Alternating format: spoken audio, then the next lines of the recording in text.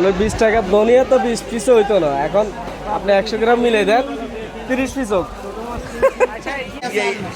আপনি ক্যালকুলেটর চালান, ঠিক কি দিচ্ছেন? ডোগা এই যে শাক আর কি, ধনিয়া পাতা 30 টাকা। ডোগা কত টাকা? 40 টাকা। কত কেজি দিচ্ছেন? মারফা কত কেজি দিচ্ছেন? 700 গ্রাম 43 টাকা। লাগে 1 কেজি 125 গ্রাম। হ্যাঁ। আলু কি আলু? মাটির তলের আলু। হ্যাঁ। ভেন্ডি আধা কেজি 40 টাকা। জি। আর কি আছে? মোট হইলে 8 পদ কেন? 460 বাজারে দ্রব্যমূল্যের দাম বেশি কি কারণে আপনি কইতেছেন?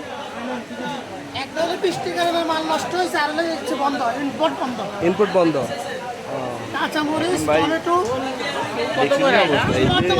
আমরা কি সাধারণ মানুষ যারা, তারা কি বাজার করে খাইতে আমরা কি করেন? এটাই তো কইছি যে আমরা বিদেশ থাকি, মনে করেন যে মাইলা করে মনে করেন যে 10,000 দিই, হ্যাঁ 2 দিন ধরে আমরা কিন্তু 10,000 করে টেয়া আসে, তাহলে টাকাটা থাকবো কই থেকে আমরা আমার বুঝান না। এই যে বাজারে আপনার 80-100 টাকা নিচে কোনো তরকারি নেই। এখন আমরা যদি নিজেরা যদি বাজারে না আসতাম তাহলে এই বিষয়গুলো বুঝতাম না। ঠিক আছে, তো কথা তো এটাই, আমরা তো সব জায়গায় নিতেছে। তো এখন আপনি ব্যাপারটা চিন্তা করেন, দ্রব্যমূল্যের দাম বেশি, এরা কি করবো? এখন আমরা প্রবাসী যারা বলেন, তারা এই অবস্থা কাঁচা বাজার করে খাইতেছি। তাহলে নিম্নবিত্ত যারা আছে, আপনার থেকে নিম্নবিত্ত যে লোকে দেশে মনে করেন যে কি আছে বা কাজ কাম করতেছে, হ্যাঁ এরা কিভাবে খাইবো এটা একটু চিন্তা করেন।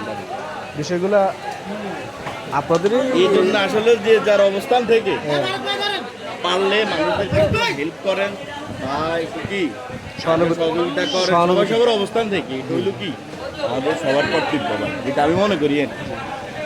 ধন্যবাদ।